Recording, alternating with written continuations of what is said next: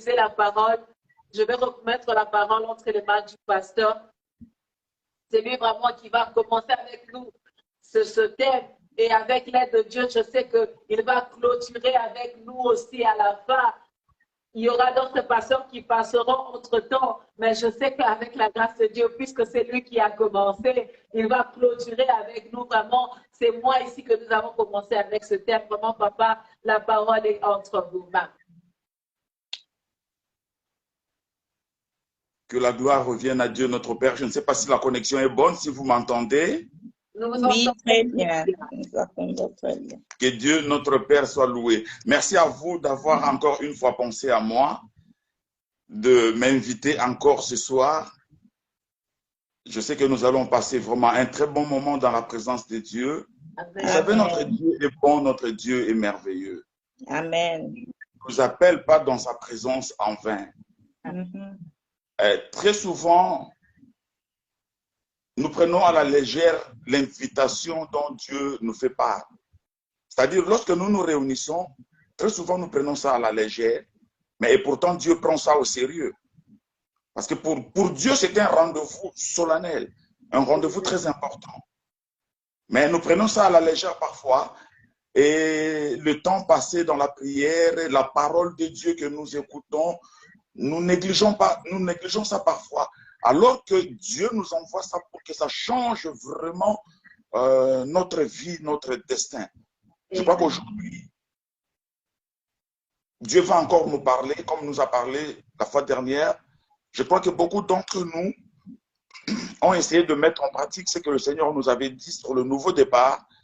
Et comme j'avais dit, Yambalami Balena Nzambe Ratarati. Amen. Quand on repart avec Dieu, là, on n'échoue plus jamais. À la fête de Canaan, ils ont fait le vin, le premier. Mais quand est arrivé le deuxième que Jésus avait fait, ils ont dit, mais le deuxième est meilleur. C'était où? Et Yanzambe, Yambalami, il sera toujours meilleur. Si nous pratiquons ce qu'il nous dit, la deuxième fois avec Dieu, ça n'échoue jamais. Amen. Et je pense que si vraiment nous sommes repartis avec Dieu, sachez-le, mes bien-aimés, nous n'allons pas échouer. Tu ne vas pas échouer, mon frère. Tu ne vas pas échouer, ma soeur. Amen. Hein? Amen. Aujourd'hui, nous allons parler de la foi.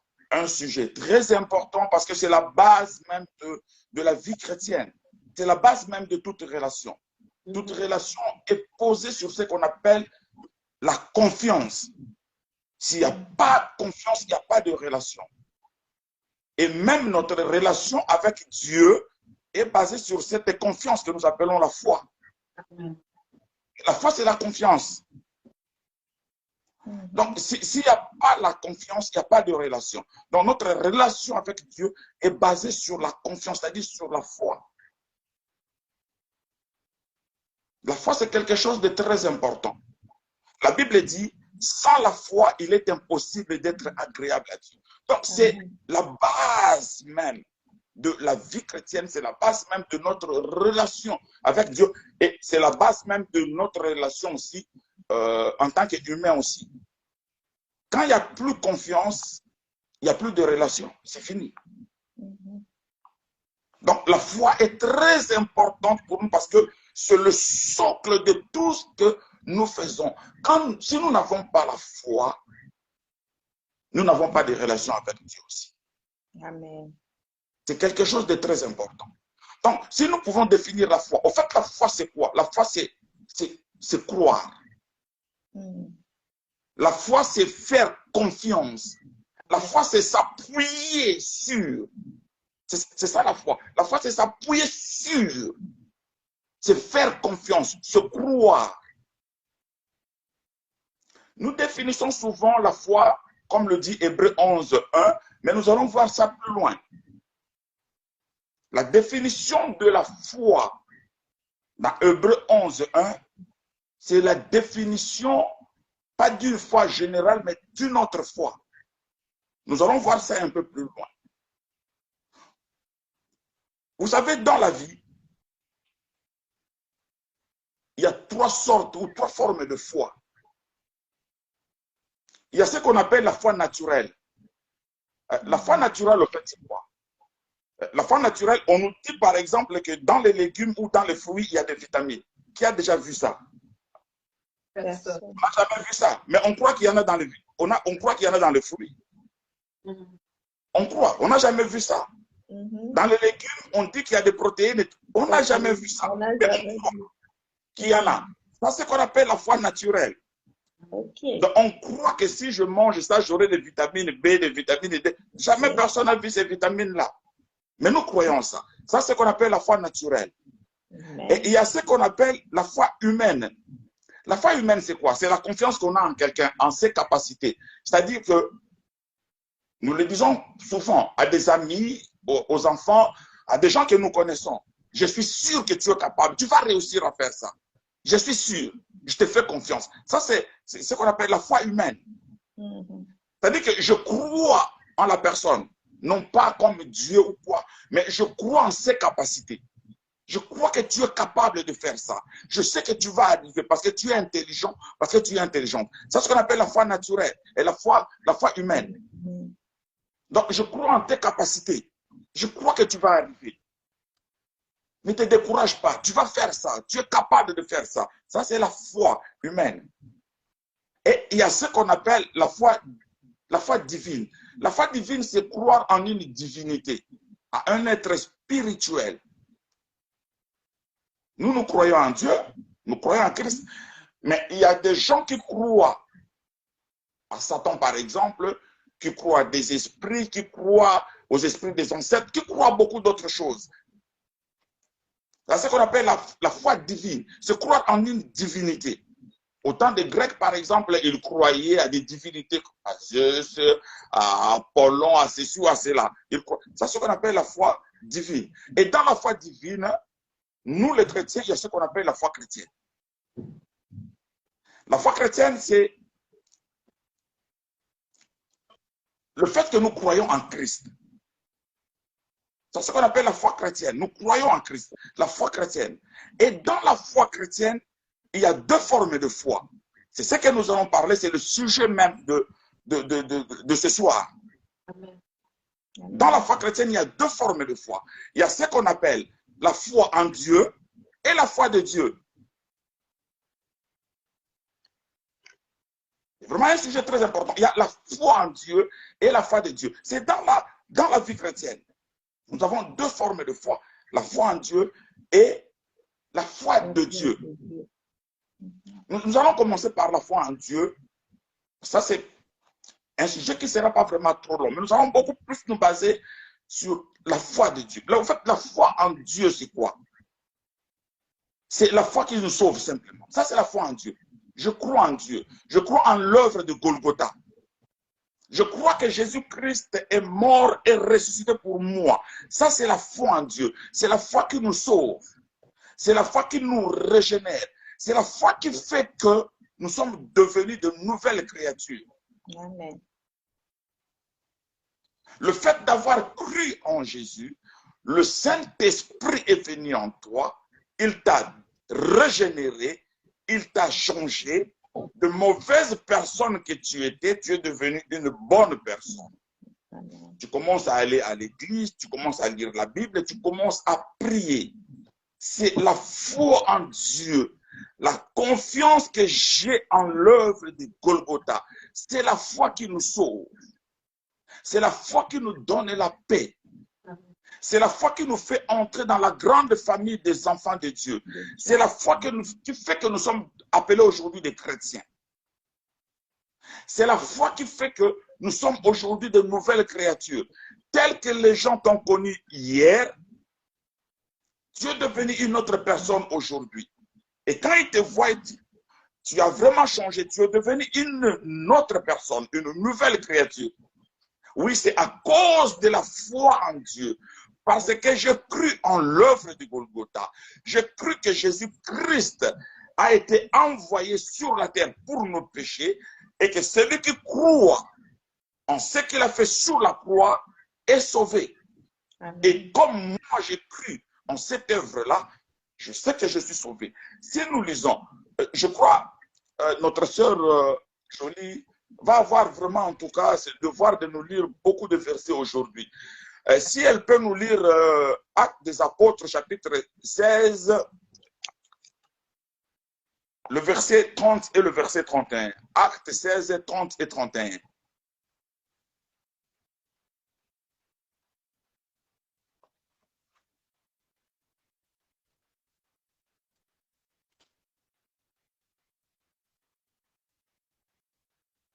Actes chapitre 16, à partir du verset 30 et le verset 31. Je lis la parole de Dieu. Il les fit sortir et dit, Seigneur, que faut-il que je fasse pour être sauvé? Paul et Silas répondirent, crois au Seigneur Jésus et tu seras sauvé, toi et ta famille. Alléluia. Amen. Donc, crois au Seigneur Jésus. Ça, c'est la foi en Dieu. C'est la foi qui nous sauve. Crois au Seigneur Jésus et tu seras sauvé, toi et toute ta famille. Ça, c'est la foi en Dieu. C'est la foi qui nous sauve. En fait, la foi en Dieu nous transforme spirituellement. Amen. La foi en Dieu nous transforme spirituellement et elle nous apporte ce que nous appelons la bénédiction. La foi en Dieu, elle nous transforme spirituellement et elle nous apporte ce qu'on appelle la bénédiction. Je vais faire une parenthèse ici. En fait, nous confondons souvent ce qu'on appelle la bénédiction avec le fruit de la bénédiction. Ce que nous appelons souvent bénédiction, ce n'est pas de la bénédiction, c'est le fruit de la bénédiction. Parce que la bénédiction, en fait, elle est spirituelle. Si nous lisons Éphésiens 1, 3, la Bible dit, béni soit Dieu et Père de notre Seigneur Jésus-Christ, qui nous a bénis de toutes sortes de bénédictions spirituelles dans le lieu céleste en Jésus. En fait, la bénédiction, elle est spirituelle. Et la plus grande bénédiction que nous avons, c'est le Saint-Esprit en nous. Amen. Le Saint-Esprit en nous, c'est la plus grande bénédiction que nous avons. Donc, quand nous disons, j'étais malade, Dieu m'a guéri, Dieu m'a béni, par exemple, il m'a donné une voiture. Ça, ce n'est pas une bénédiction, ça. La bénédiction, elle est surnaturelle, elle est spirituelle. La bénédiction, on ne voit pas ça. La bénédiction, elle est différente de ce qu'on appelle le fruit de la bénédiction. Amen. Et nous allons parler de ça aussi. Donc, la foi en Dieu nous transforme spirituellement et elle nous apporte ce qu'on appelle la bénédiction. La foi en Dieu change notre attitude. Elle change notre attitude, la foi de Dieu. Elle change notre attitude. Tel que tu étais, tu ne l'es plus. Amen. L'apôtre Paul dit, autrefois nous étions, mais maintenant nous sommes. Donc il y a un changement. Yes. Et c'est la foi en Dieu qui fait ce changement. Que tu passes d'une personne mauvaise et méchante à une bonne personne, calme, qui craint Dieu, qui est devenue une personne respectueuse et tout. C'est la foi en Dieu qui fait ça. Elle change notre attitude, notre façon de voir le monde, notre façon de marcher, notre façon de voir les gens. Elle nous régénère, elle nous transforme de l'intérieur. Elle fait de nous de nouvelles créatures. La Bible dit, lorsqu'une personne vient en Christ, elle devient une nouvelle créature. Les choses anciennes sont passées et voici toutes les choses sont devenues nouvelles. Amen. Et c'est la foi en Dieu qui fait ça. Parce que nous sommes venus en Dieu, nous avons cru en lui et il a fait de nous de nouvelles créatures. Et les choses anciennes sont passées, nous sommes devenus de nouvelles créatures. Ça, c'est la foi en Dieu qui nous transforme spirituellement, qui change notre attitude. C'est un sujet vraiment qui est très long, très profond, mais on va essayer de parler vraiment de l'essentiel, d'aborder l'essentiel pour que nous essayions un peu de comprendre. Parce que la foi, c'est un sujet, déjà la foi en elle-même, c'est un sujet qui est déjà vaste, qui est déjà très profond, comme je dis, parce que c'est la base même de notre vie chrétienne. Si nous ne comprenons pas ce que ça veut dire la foi, si nous ne savons pas marcher, comme dit l'apôtre Paul, par la foi, ça sera très compliqué. Donc, la foi en Dieu, c'est la foi qui nous sauve. C'est la foi qui nous fait entrer dans la grande famille des enfants de Dieu. En fait, la foi en Dieu, elle nous fait entrer dans une maison. Donc, elle nous ouvre la porte d'une maison. Tu entres dans la maison, mais tu ne touches à rien dans la maison. Ça, c'est la foi en Dieu. Tu entres dans la maison, mais tu ne touches à rien dans la maison. Alléluia. Amen. C'est la foi qui nous sauve. C'est la foi qui nous transporte en esprit. C'est la foi qui fait que nous sommes cachés en Christ. Mais par contre, la foi de Dieu, c'est quoi? On a dit, la foi, c'est croire. C'est s'appuyer sur. Mais quand on dit la foi de Dieu, c'est comme si Dieu avait une foi. C'est comme si Dieu croyait en quelque chose. Mais en fait, Dieu ne croit pas en quelque chose. Dieu n'a pas de foi comme nous. Mais la foi de Dieu veut dire simplement la façon dont Dieu voit les choses. C'est la vision de Dieu. Comment Dieu voit les choses. On dit à Jésus, Lazare est malade. Il leur dit, cette maladie n'est pas pour la mort, mais pour la gloire de Dieu. Lazare meurt. Jésus dit à ses disciples, Lazare dort. Ça, c'est la foi de Dieu. La foi de Dieu voit les choses autrement. La foi de Dieu voit les choses différemment. La foi de Dieu ne voit pas les choses comme tout le monde. La foi de Dieu. Si tu as la foi de Dieu, les gens te prendront pour un fou ou pour une folle. Yes. Parce que ce qui paraît impossible à l'homme, toi tu dis non, non, non, c'est possible. Dieu va faire ça. Parce que tu vois les choses différemment. Yes. Tu vois les choses comme Dieu. Quand les gens voyaient David, ils voyaient un simple berger. Mais quand Dieu voyait David, ils voyaient un roi puissant. Ça, c'est la foi de Dieu. Okay. Quand les gens voyaient Abraham, ils voyaient un type stérile, déjà fini, il n'a plus. Mais quand Dieu voyait Abraham, il voyait le père d'une multitude. Yes. Donc, la foi de Dieu, c'est la façon dont Dieu voit les choses. Avance, papa. Beaucoup d'entre nous n'avons pas cette foi. Nous avons la foi en Dieu, mais nous n'avons pas la foi de Dieu. Voilà pourquoi nous échouons souvent, mes bien-aimés. Parce que nous ne voyons pas les choses comme Dieu le voit. Vous savez, j'ai dit tantôt, la foi en Dieu change notre attitude. Par contre, la foi de Dieu change notre altitude. Ça nous amène dans les hauteurs, la foi de Dieu. Elle change notre attitude. Elle nous amène dans le... C'est pourquoi on appelle d'autres personnes des aigles. Les aigles sont ceux qui ont la foi de Dieu. Ils sont sur les hauteurs. Ils voient. Ceux qui sont sur la terre ne voient pas. Parce qu'eux, ils sont sur les hauteurs. Donc, la foi de Dieu, c'est la vision de Dieu. Amen. Gédéon, il se voyait comme un rien. Quand Dieu l'ange de l'Éternel lui a apparu, il dit, ma famille est la plus petite dans Jérusalem et moi je suis rien. Mais l'ange de l'Éternel lui dit, vaillant héros. Donc, quand Dieu te regarde, il te voit comme une vaillante héros. Il te voit comme une femme d'affaires. Il te voit comme un grand prédicateur. Il te voit comme la mère d'une multitude. Amen. Mais seulement toi-même, tu ne te vois pas comme Dieu te voit. Pourquoi ta vie reste encore la même?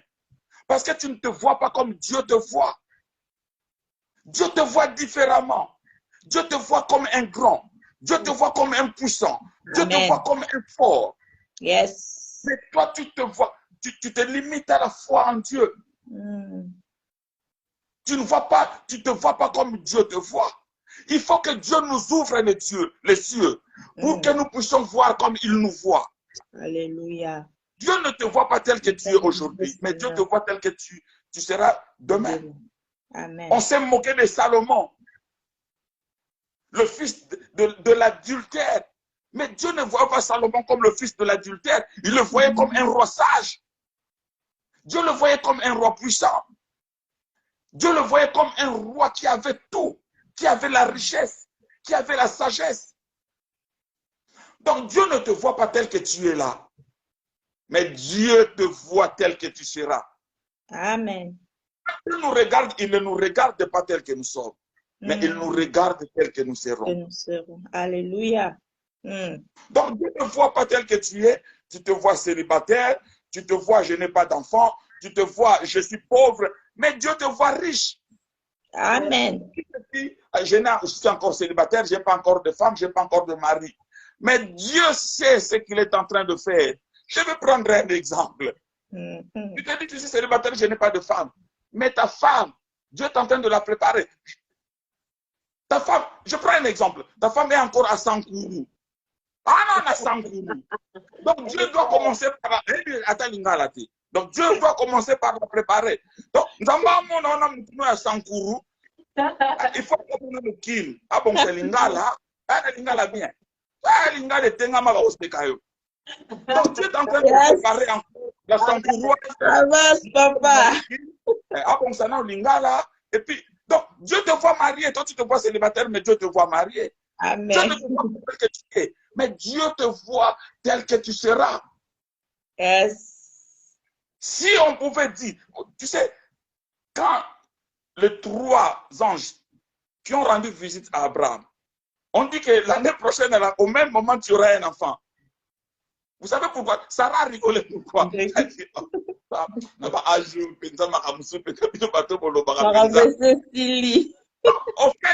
quand Dieu nous visite, il nous dit ce que nous serons. En réalité, ce que Dieu nous dit que nous serons est exactement le contraire de ce que nous sommes. Voilà pourquoi nous avons des difficultés à croire. Dieu dit, tu seras la présidente, tu seras le président. Tu dis, politique, tu n'as bien voté. Mais Dieu te voit comme président, comme présidente. Yes. Donc, quand ça arrive, c'est le contraire de ce que nous vivons. Amen. Voilà pourquoi nous avons des difficultés à croire au lieu de voir les choses comme Dieu le voit. C'est pourquoi Dieu a pris Abraham, il lui a fait sortir de la maison et il lui a montré les étoiles. Voilà comme tu seras. C'est comme ça que Dieu voyait Abraham. Mais lui-même, il disait quoi? Je vais mourir comme ça, ma richesse, c'est mon serviteur qui aura ça. Tu ne mourras pas comme ça, tu auras un enfant. Vois les choses comme Dieu. Voyons les choses comme Dieu. Parlons le langage de Dieu. Ayons la foi de Dieu, mes bien-aimés. C'est la foi qui nous transporte vers les hauteurs. Elle change notre altitude. Yes. La foi de Dieu, mes bien-aimés. En fait, la foi de Dieu, c'est quoi? C'est la foi qui rend l'impossible possible. C'est la foi qui rend l'invisible visible. En fait, la foi de Dieu va prendre ce qui est invisible pour le mettre en visible. C'est ça la foi de Dieu. La foi de Dieu change l'invisible en visible. La foi de Dieu, elle prend la bénédiction. En fait, elle prend le bénéfice de la bénédiction. Ce que nous appelons les effets de la bénédiction ou les fruits de la bénédiction, et il nous fait vivre ça. Comme j'ai dit, la bénédiction, elle est spirituelle. Mais les fruits de la bénédiction, elles sont physiques, elles sont matérielles. Et c'est la foi de Dieu qui fait ça, qui fait que nous puissions vivre, goûter aux fruits de la bénédiction. Une personne qui n'avait pas d'enfant et qui a maintenant des enfants, dit Dieu m'a béni, elle m'a donné des enfants. Ça, c'est ce qu'on appelle le fruit de la bénédiction. Et ça, c'est la foi de Dieu qui fait ça. Amen. Ce n'est pas la foi en Dieu, mais c'est la foi de Dieu.